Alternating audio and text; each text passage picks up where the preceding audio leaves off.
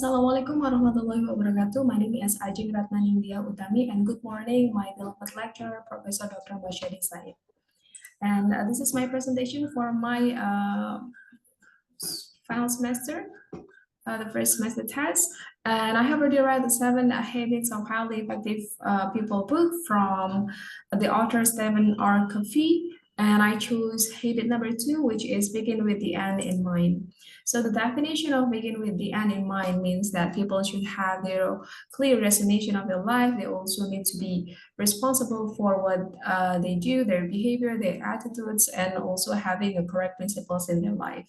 Metaphor for this is, for example, if someone is climbing a ladder, but then the ladder is leaning on wrong direction. So what everything that they have already done, it will be kind of useless because the direction or destination is kind of wrong.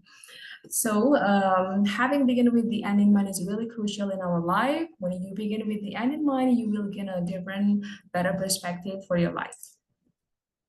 And we have some fundamental application for this habit. Of course, everyone has their own goal, but sometimes people do not have a clear goals. They think that the goals are really important for them, but basically those goals do not really matter for them. So we have to have a very clear in mind to really know the goals that really matters for us.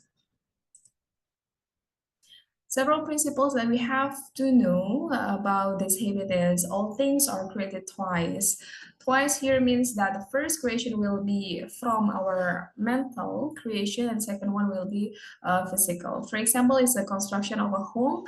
When someone is constructing a home, of course, they will create a design of the house first and then they will start to construct rather than starting the construction first. So there will be a possibility of let's say failure in the construction process. And another example is business. When someone is going to or is about to establish a business, so it's important for them to have a very clear business planning.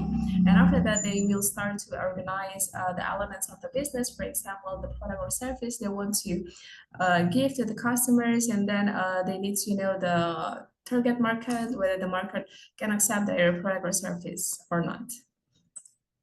And another principle is by design or default. It means that sometimes our first creation is influenced by what is happening in our surrounding. For example, neighborhoods, companies we work for, or a spouse, something like that. So it's very important for us to make use of self-awareness, imagination, and conscience so that we can create our own first creation. So it's not by default, but we can design our first creation by ourselves.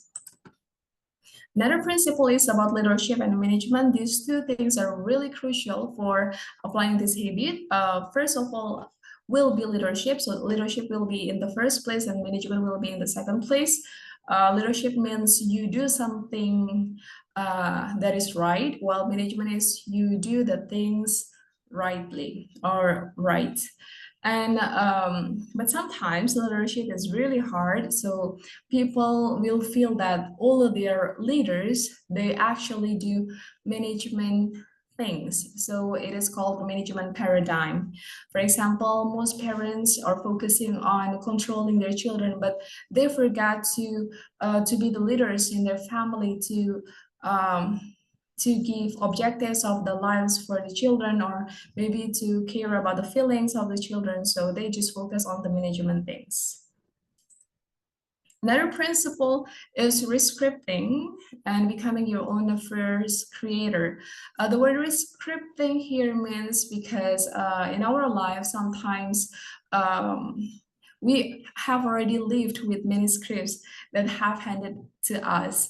Like we have already got these facts, but then after that we need to react based on those facts. But actually by making use of our imagination again, we can visualize what we really want to do, what we really want to be, and then by using our conscience, we can feel the principles that we really want to have in our life, and combining with the self-awareness, these two endowments can empower us to write our own script, so we can rescript our creation. Another is about effectiveness. So the meaning of effectiveness here means it doesn't mean that it is like someone is putting much effort, but we have to make sure the effort that we have already done or we are doing is in the right destination. That's why in any industry or profession, leadership and management will be very crucial, and the position of leadership will be the first to give us the guidelines, or let's say directions, and then for the management is to teach us or to tell us how to do that very effectively.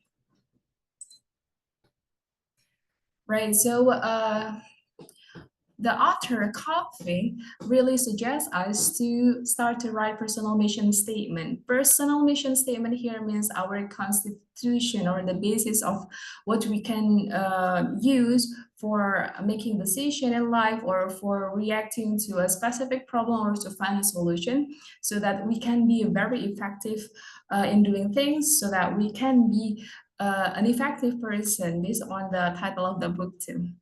And by having personal mission statement, we also can be very proactive. Proactivity here means we are responsible for what we are doing, and we are going to have the vision and the values which direct our life to be way better. We can fulfill our life to be what we want to do, or what we want to be. How to start the personal mission statement is you can focus on what you want to be, or what you want to do, or the values or principle you want to have.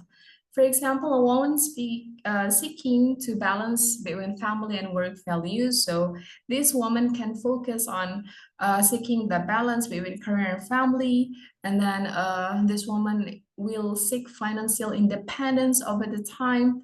And then she will try to free from consumer debt, spend less, and regularly save or invest part of her income. Because again, her personal mission statement is to balance family and her work values. So these two categories, or these two areas, are really important for this person. Another personal mission statement I can mention in here, well, basically there are a lot from the book, but I can mention some.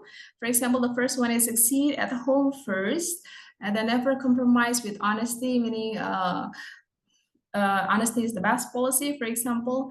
And then someone can have a personal mission statement like plan tomorrow's work today, to be more organized in his or her life, and be orderly in person and at work.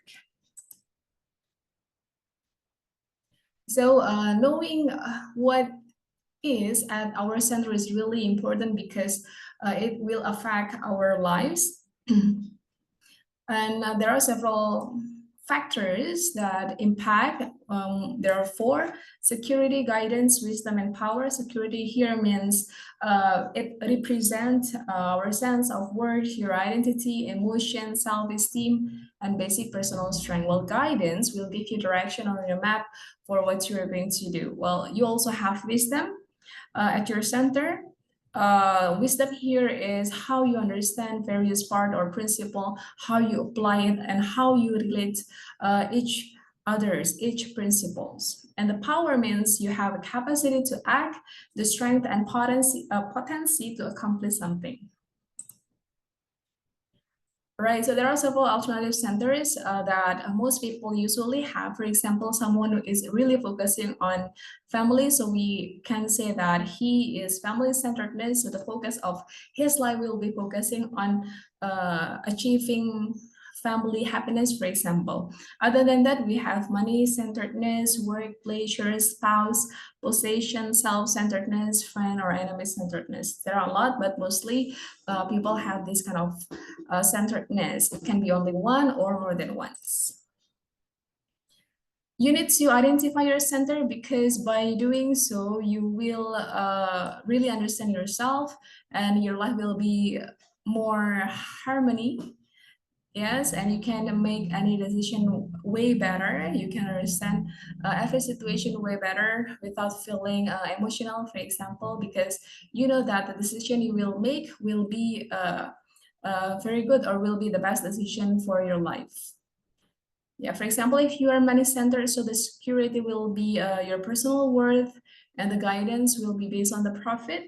The wisdom will be based on money making, and the power will be restricted to what you can accomplish so far in relation to money.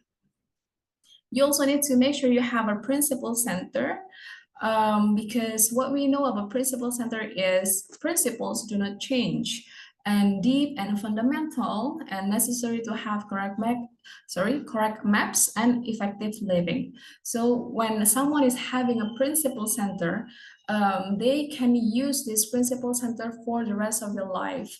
So this principle will not change in a short term or long term. This will be there, and this person will use his principle as the guidance, yeah, as the guidance for his life. And then I'll directly explain this example. For example, there is a wife and then want a husband to accompany her to watch a concert, but at the same time, the husband's boss order him to do overtime work. It's kind of a dilemma situation for the husband, but since the husband knows his center, his principal center, so he can make a better decision for both of the parties, for both wives, also the boss. And it's better for us, everyone, to start to write and use a personal mission statement, because it can help us to be more proactive towards our life. Yeah. So we have to remember from this habit number one, we are the programmer of our life. And habit number two, we need to write the program. So begin with the end in mind means we need to start to write our program by writing a personal mission statement. We need to use whole brain too, especially the right brain, because it will help us to visualize what we need to achieve in life. It will be kind of easier for us to make our personal mission statement very clearly. Yeah, so these are another, like, other than writing personal mission statement, after you make those statements, it's also kind of useful for us to have a family mission statements, so that because we live in a family, so if we can share our family mission statement, it will be very helpful for the family to work together very well.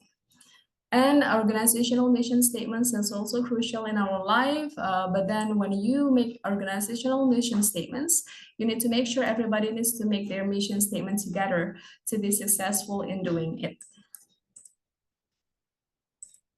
So there are several applications and that we can start by writing personal mission statement.